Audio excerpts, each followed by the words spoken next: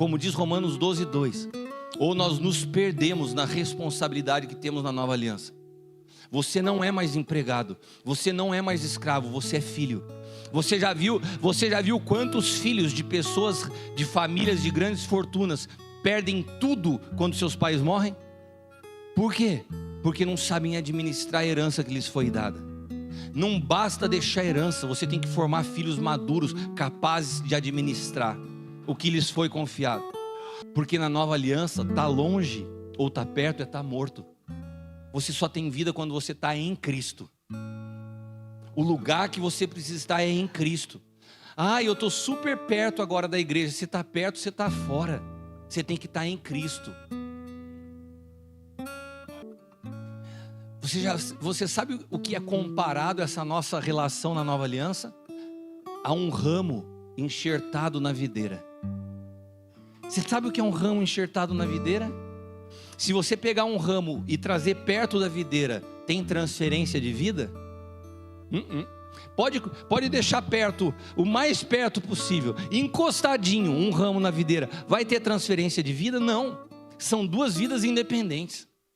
Agora, se você cortar a videira, rasgar a videira, até você ver a seiva dela fluindo ali, e você cortar o ramo, e depois você coloca os dois, a vida da videira começa a fluir para o ramo, e não passam a ser mais duas vidas, é uma vida. Qual é a vida do ramo agora? É a vida da videira.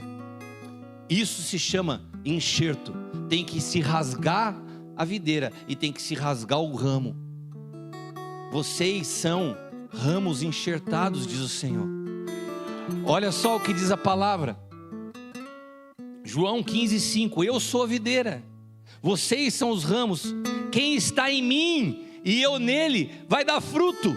Por quê? Porque sem mim nada vocês podem fazer. Sabe o que isso quer dizer? Que ainda que você esteja perto, ainda que você frequente cultos, mas se a vida dele não flui em você, tudo que você está fazendo para Deus é nada. Ele não quer tuas boas obras, ele quer a vida de Cristo fluindo em você. Se a vida de Cristo flui em você, todo o teu dia a dia glorifica a Deus. Se a vida de Cristo não flui em você, tudo que você fala, tudo que você prega, tudo que você faz, não tem vida. E o Senhor me levou então a Oséias, capítulo 6, fala assim: eu mesmo fiz a ferida e eu vou sarar. Eu sou aquele que te despedacei e eu vou te trazer a vida novamente. Sabe qual é a grande questão dessa história? A gente acha, preste atenção aqui por favor, a gente acha que a cruz são os problemas que eu estou passando, a gente acha que a cruz são as pessoas que nos feriram. Não, a cruz não pode ser gerada pelos seus problemas e nem pelas pessoas, é o próprio Deus que nos rasga. E Ele pode usar de situações e circunstâncias, até mesmo de pessoas, mas por trás disso tem a mão de um Deus nos despedaçando, para que possa se haver um enxerto e uma transferência de vida. E sabe por que a mesma palavra não produziu nada em mim anos antes? Porque eu não havia sido ferido. Depois que o Senhor me rasgou, a vida entrou e arrebentou e transformou a minha vida de dentro para fora. Sabe o que o Senhor quer fazer com você hoje? O Senhor quer te transformar.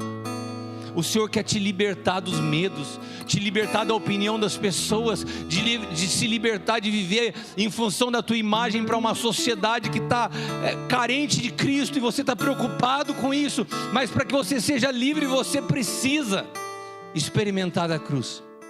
Você precisa ser livre acima de tudo de você mesmo.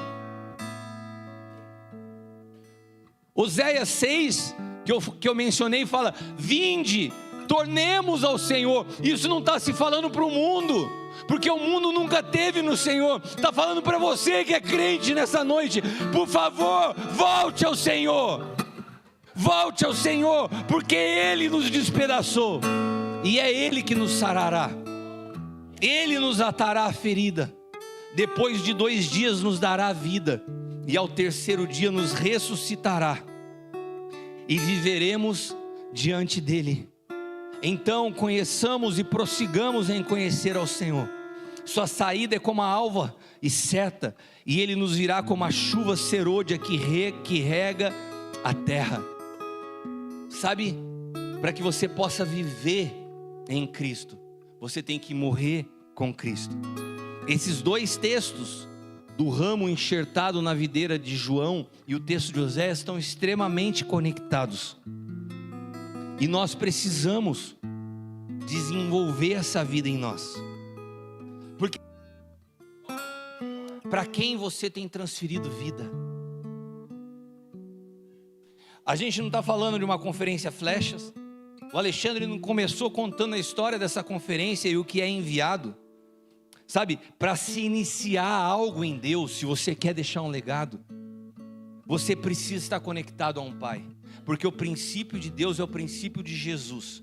Leia, tem um princípio, assim como o que? O Pai me enviou, eu também. Todo envio nasce de um pai sobre um filho. Porque um pai conhece um filho e sabe se está pronto ou não para ser enviado.